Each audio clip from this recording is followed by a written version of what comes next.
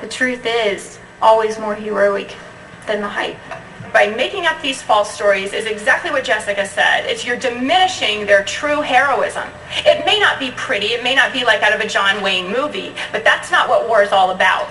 It's ugly, it's bloody, it's painful, and to write these glorious tales is really a disservice to the nation. And the nation needs to realize this is an ugly war. Everyone should be part of it. Everyone should understand what's going on. And we shouldn't be allowed to have smoke screens thrown in our face. Pat's death at the hands of his comrades is a terrible tragedy. But the fact that the Army and what appears to be others attempted to hijack his virtue and his legacy is simply horrific. The least this country can do for him in return is to uncover who is responsible for his death, who lied and covered it up, and who instigated those lies and benefited from them. Then ensure that justice is meted out to the culpable.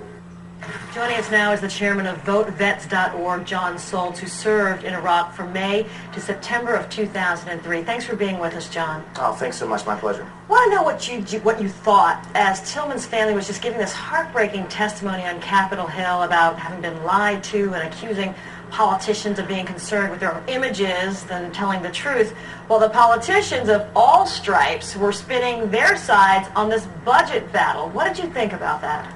Well, the first thing I thought was it really broke my heart. April 2004 was a very difficult month for me. I had just come home from Iraq. It was a very hard time in the war in Iraq. The Sadr Army had just sort of revolted. My unit, 1st Armored Division, had been extended 4 months.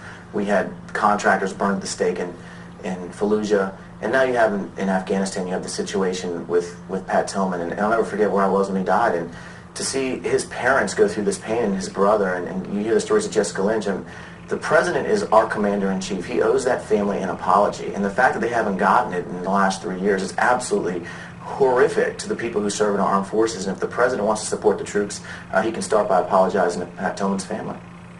I'm curious what you think about the idea of the politicians talking so much, posturing, name-calling as all this was going on over the budget and the money needed to get to the troops.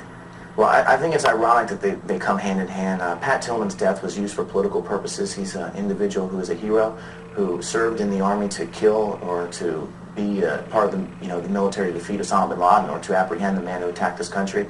He didn't agree with Iraq. Now we have this budget battle, and the president wants to stand with the generals and say he listens to the generals in the field. And what you have is a vice president who's emboldened our enemies and a president who's emboldened our enemies. Iran is stronger. Al-Qaeda's reconstituting Afghanistan. So I think that it's ironic that here you have them who try to use one family for their political purposes, and they keep their rhetoric moving in this direction. So I think the American public's smarter than that. The president's in a box. 70% of the American public thinks he's not a good commander-in-chief. 70% of the American public thinks that he's failing our troops in the field and undermining them on the ground. So I think it's just ironic the two issues happen on the same day. The budget battle is big. It's important. We've got to hold accountable the Iraqi government. We've got to get out of Iraq so we can continue the war on terror and protect America. And this is a president who's committed to partisan political debate and not reality of securing the country. Now, did the president get your attention, John, when he says he has done what anti-war voters wanted him to do in the midterm elections? Well, I don't know this is about anti-war, pro-war. This is about protecting America. This is about keeping an army that's strong that can protect us. 90% of our military is allocated to this mess in Iraq. And you've got bin Laden who's sitting in a cave in Afghanistan, somewhere there, eating lamb chops and having a good old time while Al-Qaeda's reconstituting. So this is about redefining the war on terror. This is about accountability, responsible withdrawal from Iraq.